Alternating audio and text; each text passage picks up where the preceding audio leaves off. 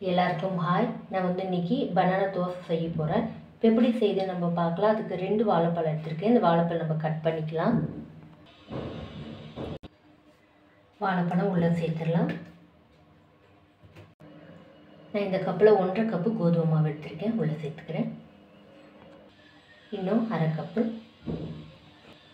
3 table spoon brown sugar சேர்க்குறேன். 3 ஏலக்காய், இதோட விதைகள் மாத்திரம் உள்ளே சேர்த்துக்கலாம்.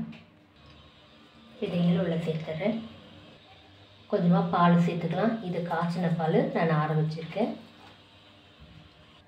இன்னும் கொஞ்சம் பால் சேர்த்து நம்ம இன்னொரு வாட்டி அரைக்கலாம்.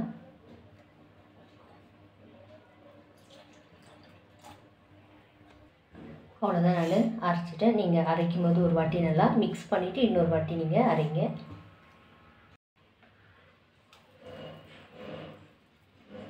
கால் டீஸ்பூன் பேக்கிங் சோடா சேர்க்குறேன். மிக்ஸ் பண்ணி விட்டுறலாம்.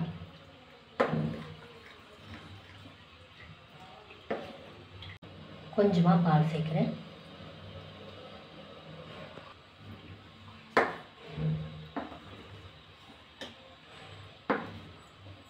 கொஞ்சமாக மஞ்சள் தூள் சேர்க்குறேன்.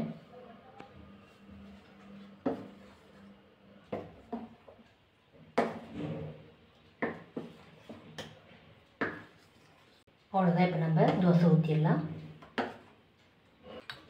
எண்ணெய் தடவிக்கிறேன்.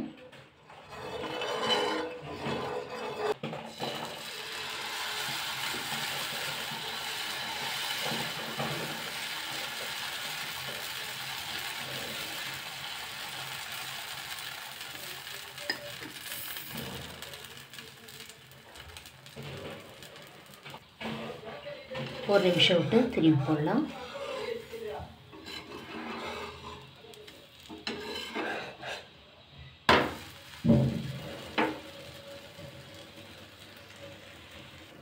அவ்வளோதான், ஒரு நிமிஷம் ஆகுது, எடுத்துடலாம்.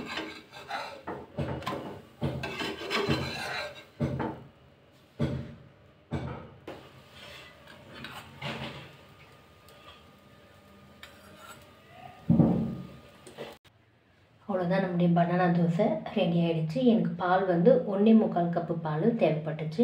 இந்த வீடியோ உங்களுக்கு பிடிச்சா லைக் பண்ணுங்கள், கமெண்ட் பண்ணுங்கள், சப்ஸ்கிரைப் பண்ணுங்கள். தேங்க்யூ.